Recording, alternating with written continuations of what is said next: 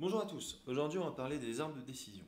Alors qu'est-ce que c'est un arbre de décision? Globalement c'est un schéma, c'est un dessin qui représente les résultats possibles en fonction de nos choix. Donc globalement on pourrait faire un arbre de décision sur un trajet. Donc si je vais à gauche, j'arrive là, si ensuite je vais à droite, je vais là, si ensuite je vais à gauche, j'arrive là, et au final, voilà ce qui m'arrive. Pour bien comprendre, ici j'ai utilisé un modèle très simple d'arbre de décision où la décision qu'on doit prendre c'est je sors ou je reste chez moi. Ok. Donc, dans un premier temps, on va regarder le temps. Est-ce qu'il fait du soleil? Est-ce qu'il fait des nuages? Est-ce qu'il pleut? S'il fait du soleil, ben, je vais peut-être regarder aussi l'humidité. En gros, s'il y a trop d'humidité dans l'air, si je suis dans un climat tropical, autant rester chez moi. Si l'humidité est normale, bah, oui, je peux sortir, ça peut être sympa. S'il y a juste des nuages, bah, je peux sortir, parce qu'il fait ni trop chaud, ni trop froid, il pleut pas, enfin bref, c'est un temps où on peut sortir. Et s'il pleut, bah, il y a deux solutions, enfin il y en aura même plusieurs, mais là on est dans un exemple très simple. Je peux regarder le vent, est-ce qu'il y a beaucoup de vent, est-ce qu'il n'y en a pas beaucoup? Si on a beaucoup, je sors pas, si on n'a pas beaucoup, je sors. Voilà, ça c'est un arbre de décision. À chaque fois que je vois ça, moi personnellement je pense à un épisode de Bref, je m'appelle Eric Dampierre, que j'aime beaucoup, où on a en fait une espèce de télévendeur qui a ce genre d'arbre de décision, c'est-à-dire en fonction des réponses de son interlocuteur, il a toujours un moyen de rebondir pour arriver au résultat qu'il veut. Voilà. Donc on peut aussi utiliser les arbres de décision pour faire ce genre de choses. Nous ici, on va utiliser sur un dataset qui est très connu, c'est le dataset du Titanic. Donc on va reprendre les informations des passagers du Titanic et on va étudier à peu près ça. Enfin, on va étudier ça à peu près, hein. Donc allons-y. En plus de d'habitude, on va pour la visualisation, c'est-à-dire pour générer ce genre de graphique là ici, on va utiliser un utilitaire qui s'appelle GraphViz, donc on peut télécharger et installer. Euh, et surtout après, il faut lui passer le chemin de où il est. Donc moi, comme je suis sur Windows, j'ai pris la version 2.38 et j'indique donc le chemin de l'exécutable de GraphViz. Parce que sinon, sans ça, il n'arrivera pas à me générer de graphique. Si ça vous intéresse pas, sachant que ça ne sert qu'à ça, hein, ça sert vraiment qu'à générer le graphique qu'on voit au-dessus, on peut complètement ne pas utiliser GraphViz. Au niveau des librairies, Panda, comme d'habitude, hein, pour les fichiers. Donc l'OS, c'est surtout pour pouvoir arriver jusqu'au fichier, pour pouvoir générer les chemins sur le système. Enfin, gérer, pas générer. Gérer les chemins sur le système. Même chose, donc si vous ne voulez pas utiliser GraphViz OS, vous pouvez le supprimer, enfin vous pouvez ne pas l'utiliser. Alors, on a comme d'habitude sur scikit-learn, donc dans le modèle selection, on va prendre le train test split pour pouvoir générer notre jeu d'entraînement et notre jeu de validation, notre jeu de test. Ici, au niveau de, comme on fait un arbre de décision, on va importer tout ce qui permet de générer des modèles d'arbres. Donc on importe tree. Pour le fun, parce qu'on va comparer les deux, on va aussi importer tout ce qui permet de générer des modèles de régression logistique. Et standard scaler, je crois que je l'utilise pas. Bon, je peux le laisser, c'est pas trop gênant. Donc une fois qu'on a importé nos librairies, on va importer notre dataset, hein, parce que pas de machine learning sans données. Et on va regarder à quoi il ressemble. Donc c'est les informations, comme je vous l'ai dit, sur les passagers du Titanic. Et c'est sympa, mais il y a beaucoup d'informations qui ne me servent à rien. En tout cas, qui pour le machine learning ne servent à rien. Donc on va regarder le passager ID, ben, s'en fout. Surtout que ça a l'air d'être une suite numérique, 1, 2, 3, 4, 5. Aucune influence, donc c'est une donnée qu'on ne va pas garder. Le survive, est-ce qu'ils ont survécu ou pas? Ben oui, on va la garder parce que c'est exactement ce qu'on va essayer de déterminer.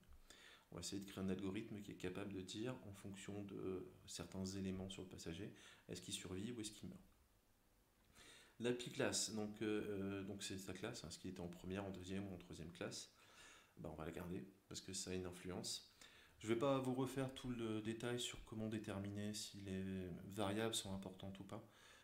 J'avais fait une première approche de ça dans la vidéo sur la régression logistique. Je ferai des choses plus en détail sur le data preprocessing. Je prépare une vidéo spécifique là-dessus, donc sur comment préparer vos données au mieux pour le machine learning. Donc on est plus dans la... C'est un mélange de théorie et de pratique, c'est-à-dire que comment optimiser vos données pour que votre algorithme s'en sorte le mieux avec après. Donc ça, je ferai vraiment une vidéo à part. Le nom de la personne, ben, on s'en fiche aussi, hein. En général, c'est pas parce qu'on s'appelle Futrell, quel nom? C'est pas parce qu'on s'appelle Futrell qu'on meurt ou qu'on est vivant. C'est aléatoire, ça n'a aucune incidence. Le sexe, on va le garder, parce qu'on sait très bien que dans ce genre de catastrophe, il y a le fameux dicton les femmes et les enfants d'abord. Donc peut-être que le sexe a une importance. L'âge, bah, pour la même raison, même dicton, donc même importance. Ensuite, tout le reste, on va le zapper. Ok. Pour que on pourrait, alors le faire, c'est le prix du billet. On pourrait dire que ça a une influence, mais en fait, c'est fortement lié à la classe. On se rend compte que sur les classes 3, ben, le billet est peu cher. Sur les classes 1 et 2, il l'est plus. Voilà. Donc le prix du billet, c'est exactement la même chose que la classe. Enfin, c'est quasiment la même chose. Et ça nous évitera aussi de standardiser nos données après. Donc la cabine, où ils ont embarqué, le numéro de ticket, tout le reste, on s'en fiche. Donc au final, on va garder que le fait qu'ils aient survécu, de quelle classe, le sexe et l'âge. Voilà, c'est déjà pas mal. Donc pour faire ça, bah, je vais trier je vais supprimer dans mon dataset les colonnes qui ne m'intéressent pas. Donc pour rappel, pour ça on utilise la fonction drop de Panda qui permet, donc on lui passe une liste de colonnes. On précise bien que c'est l'axe colonne et le inPlaceTrue permet de remplacer l'ancien dataset par ce nouveau dataset dans lequel on a supprimé les colonnes. Ça évite de mettre ici un dataset égal dataset.drop machin. Donc voilà. Une fois qu'on a ça, on a donc notre nouveau dataset. On va le reséparer en deux. D'accord. On va garder les features, donc nos variables indépendantes, dans un coin. Donc pour faire ça, bah, très simplement, on va juste supprimer la colonne survive de notre dataset. Et on va venir la stocker dans Y, donc en disant que Y est égal justement à dataset survive. Ok. Une fois qu'on a ça, voyons voir à quoi ressemblent nos variables. Et bien nos variables, elles sont pas trop mal, à part celle pour le sexe. Parce que c'est pas du numérique, donc c'est mail, enfin homme ou femme. Et pour un algorithme, ça veut strictement rien dire. Donc ce qu'on va faire, c'est qu'on va remplacer, homme ou femme par un ou deux. Parce qu'on est dans un problème de classification. Alors, au niveau des âges, quand on regarde le dataset, on se rend compte qu'il en manque. Il y a des lignes où c'est pas renseigné, on a des passagers dont on ne connaît pas l'âge. Dans ces cas-là, on a deux solutions, parce qu'une donnée manquante, même chose, un modèle, ça n'aime pas bien ça. Donc, soit on va la remplacer par rien, c'est-à-dire qu'on va supprimer la ligne, on supprime la ligne où il y a une donnée manquante, soit on va venir mettre une valeur à la place de cette donnée manquante. Pour le cas ici, j'ai choisi de remplacer ça. Donc, dans feature.age, donc dans mes âges, je remplace les données absentes par la moyenne des âges de toute la colonne. Donc je remplace ça par l'âge moyen, pour faire simple. Je revois mes données et là c'est bien. Donc j'ai bien mes colonnes, j'ai bien mon sexe et tout, c'est super. Et je n'ai plus que des variables numériques. Alors maintenant on construit notre modèle d'arbre de décision. Même chose, c'est très très simple. Hein. D'abord on sépare notre jeu d'entraînement et notre jeu de test. Ça on l'a vu dans plein d'autres vidéos, donc je ne vais pas revenir là-dessus. Et ensuite on crée notre modèle d'arbre. Donc on utilise tree de scikit-learn. Donc on dit bien que c'est un decision tree. Donc on vient choisir le decision tree dans scikit-learn. On met un random step à 0. Un critérium, on va mettre Gini pour ce coup-ci. Et le max depth, donc la profondeur maximale, on va la bloquer à 6. Alors on n'est pas obligé de préciser une profondeur maximale, mais même le critère, je crois que par défaut, de toute façon, c'est Gini. Mais c'est important parce que si on ne lui en précise pas, il va en faire autant qu'il estime nécessaire. Et parfois, on se retrouve, en tout cas en visualisation, avec un truc un peu trop énorme. C'est-à-dire qu'un arbre de décision, ça peut être très très grand. Ça peut être très très très grand. Ça ne sera pas le cas ici, mais bon. Donc on peut limiter sa profondeur maximum, en gros son nombre d'étages. Si on prend le schéma ici, voilà, on va limiter le nombre d'étages qu'il peut y avoir. Ok. Donc une fois qu'on a fait ça, on entraîne notre modèle. Ok. Même chose, hein, pour tout ce qui est critères, je vous laisse aller voir la documentation de scikit-learn pour voir exactement à quoi ça correspond. Euh, vous pouvez faire votre propre idée. Au pire, vous pouvez aussi changer de critères, voir ce qui donne le meilleur résultat ou pas, pour vous faire une espèce d'intuition là-dessus. Mais le mieux, c'est quand même toujours de lire la doc, hein. Les docs, elles sont faites pour ça, donc autant les lire. Donc une fois que j'ai fait ça, j'entraîne mon modèle, donc je fais un fit avec mes données d'entraînement. Et ce que je vais faire ensuite, une fois que mon modèle est entraîné, je vais calculer sa précision à la fois sur mes données de test, donc c'est ce que j'appelle l'accuracy réelle, donc sur des données qu'il n'a pas vues. Et ici, je vais aussi calculer sa précision sur les modèles, enfin sur les données qu'il a vues. Donc, je calcule la précision sur le modèle, sur le modèle, faut que j'arrête, sur les données de test et la précision sur les données d'entraînement. Et j'affiche tout ça. Donc, je me retrouve ici avec une accuracy, donc sur le jeu réel, enfin sur le jeu de test à 80% et sur le jeu d'entraînement à 83%. Alors, est-ce que c'est normal d'avoir une différence? Bah oui, normalement, le- si on a un modèle qui est correctement entraîné, on a un delta qui n'est pas trop important entre les deux. C'est-à-dire qu'il n'y a pas une énorme différence entre les deux. Ça veut dire que notre modèle, il est à la fois performant sur le jeu d'entraînement, ce qui est normal, vu que c'est quand même les données qu'on lui a filées pour qu'il s'entraîne, mais que sur des nouvelles données, il est presque aussi performant que ça. Donc ça veut dire qu'il est correctement entraîné. Si imaginons qu'on avait une très très grosse précision sur le modèle d'entraînement et une précision beaucoup plus faible sur le modèle de test, ça voudrait dire que notre modèle est surentraîné. C'est-à-dire qu'il connaît très très bien toutes les données d'entraînement, mais qu'il est incapable de gérer correctement des données qui sortent de ça. Donc toute nouvelle donnée, il ne le fait pas bien parce qu'il s'est trop entraîné. Il s'est trop fité sur le modèle, enfin, sur les données d'entraînement. Et si on a l'inverse, alors on a rarement l'inverse, mais si on a une précision sur le modèle, sur le jeu d'entraînement, il faut vraiment que j'arrête de dire modèle, si on a une faible précision sur le jeu d'entraînement, ça peut vouloir dire deux choses, soit qu'il est sous-entraîné, donc il n'a pas pu s'entraîner assez, il n'y avait pas assez de données, soit que l'algorithme qu'on a choisi est tout pourri pour ce genre de problème. Donc voilà, donc c'est important d'afficher les deux et de les comparer, et ça nous donne une petite vision de savoir si le modèle qu'on a utilisé est cohérent, si son entraînement est cohérent, et si les résultats qui vont nous sortir à l'avenir sont cohérents. D'accord?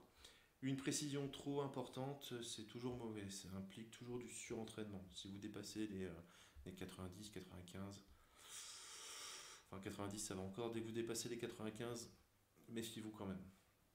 Ok?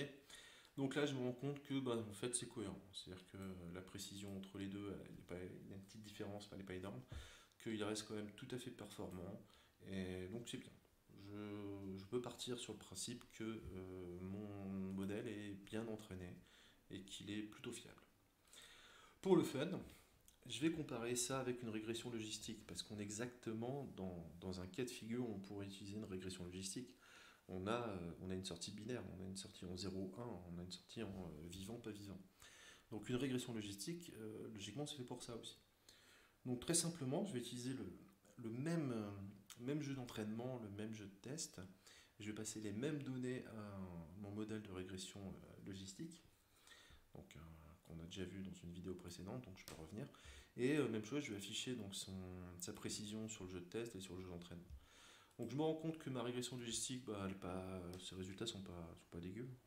77% c'est plutôt bien sur le test et 80% aussi. Donc on est même là sur quelque chose qui est pas trop mal. La différence est pas énorme. Ce qui est important, c'est que dans les problèmes de classification, en général, n'importe quel algorithme de classification peut résoudre le problème de classification qu'on a en face de nous. Il y en a qui le feront mieux dans certains cas, d'autres qui le feront moins bien dans d'autres cas. Et bien souvent, moi ce que je vous conseille, le temps que vous bâtissiez votre intuition là-dessus. Parce qu'après, en fonction de vos jeux de données, tout ça, vous direz, bah, c'est tel algo que j'ai utilisé.